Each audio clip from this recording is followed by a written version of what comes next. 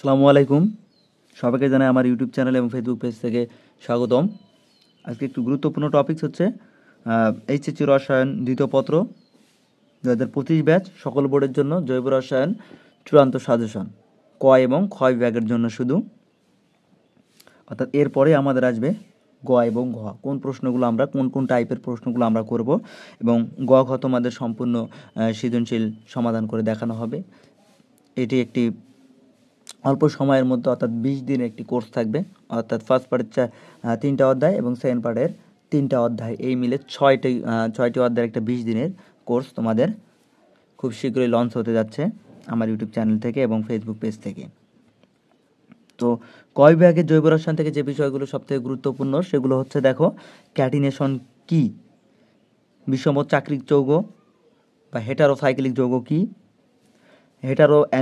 Alicyclic যৌগ কি, সমগোত্রীয় শ্রেণী বলতে কি বোঝো বা সমগোত্রীয় শ্রেণী কি, কার্যকরী মূলক কি, স্টার চিহ্ন দেওয়া আছে, সমানুতা কি, টটোমারিজম কি, জ্যামিতিক সমানুতা কি, কাইরাল কেন্দ্র বা অপ্রতিসম কার্বন কি, অ্যানানসিওমার, ডায়াস্টেরিওমার্স কি, রেশমিক মিশ্রণ কি, এটা ইম্পর্টেন্ট, ফ্রি রেডিক্যাল বা মুক্তমূলক কি, ইলেকট্রোফাইল কি, কার্বোক্যাটায়ন কি বা কার্বোনিয়াম আয়ন কি, কার্বো অ্যানায়ন কি, নিউক্লিওফাইল কি, অর্থাৎ যেগুলো সব থেকে বেশি ইম্পর্টেন্ট সেগুলোতে স্টার মার্ক করে দেওয়া আছে। অবশ্যই স্টার মার্ক চিহ্নগুলো অবশ্যই তোমরা পড়বে। অর্থাৎ এখান থেকে সব থেকে বেশি ক্ষয়ের প্রশ্ন পাওয়া যায় এবং কয়েরও প্রশ্ন পাওয়া যায়, অর্থাৎ দ্বিতীয় পত্রে সব থেকে বেশি ক খ প্রশ্ন আসে কিন্তু এই জৈব রসায়ন থেকে। আমরা জৈব রসায়নটাকে ম্যাক্সিমাম স্টুডেন্টরা স্ক্রিপ্ট করে চলে যায়। এই স্ক্রিপ্ট করে চলে যাওয়ার কারণে আমাদের ক্ষয়ে অনেকটা সমস্যা বা ঝামেলা হয়। অর্থাৎ এই ঝামেলা এড়ানোর জন্য আমাদের অবশ্যই এই প্রশ্নগুলো একাধিকবার বোর্ডে আসছে এবং একাধিকবার বোর্ডে আসার কারণে এই প্রশ্নগুলো তোমাদের পড়তে হবে। আমি আগেই বলে নিই যে তোমাদের যারা ইন্টারমিডিয়েটে পরীক্ষার্থী তাদের ম্যাক্সিমাম প্রশ্ন রিপিট হয় বিগত সালের প্রশ্নগুলো থেকে। অতএব তোমরা কখনোই চিন্তা না করে এই ক খগুলো যেগুলো স্টার চিহ্ন করা আছে এবং অতিরিক্ত প্রশ্ন আমার দেওয়া আছে, অবশ্যই তোমরা এই ক খগুলো এখনও তোমাদের অনেক সময় আছে। এখন থেকে যদি তোমরা মুখস্থ করো 2-3 বার এগুলো রিভিশন হয়ে যাবে। আর একটা প্রশ্ন যখন 2-3 বার হয়ে যায় তখন অটোমেটিক্যালি সেটা তোমাদের মনে আসবে। কিন্তু তোমরা যদি হঠাৎ করে একদিন পড়ো আর পরীক্ষার আগের দিনে পড়ো তাহলে কখনোই মনে রাখা সম্ভব নয়। অর্থাৎ তোমরা যদি ফুল মার্ক পেতে চাও অবশ্যই ক খগুলোকে বাদ দিয়ে কখনোই ফুল মার্ক পাওয়া সম্ভব নয়। এবং ক খতে তোমরা যদি ভালো মার্ক অ্যান্সার করতে না পারো তাহলে গ ঘতেও আমরা মনে করি টিচার প্যানেলেরা যে যেহেতু ক খ পড়েনি তার মানে কি ক খ হচ্ছে বইয়ের সাথে সম্পর্কিত। আমরা ক খ যদি না পড়ি তার মানে ধরে নেওয়া হয় যে এই ছেলেটা বা এই মেয়েটা বইয়ের সাথে খুব কম সম্পর্ক রয়েছিল।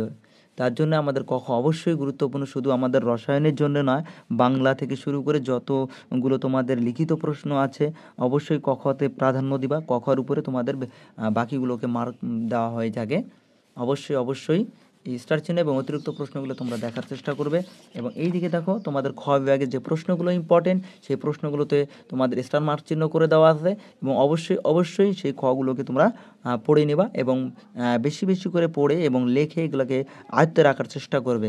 অর্থাৎ এগুলো বিকল্প তোমাদের কোনো কিছুই নেই। অর্থাৎ কিছু প্রশ্ন আমি একটাতে প্রশ্ন যেমন দেখো benzene, phenol, furan, pyridine, পাইরল, naphthalene aromatic যৌগ ব্যাখ্যা করো, একটাতে দিয়েছি। অর্থাৎ সবগুলো এগুলো অ্যারোমেটিক যৌগ।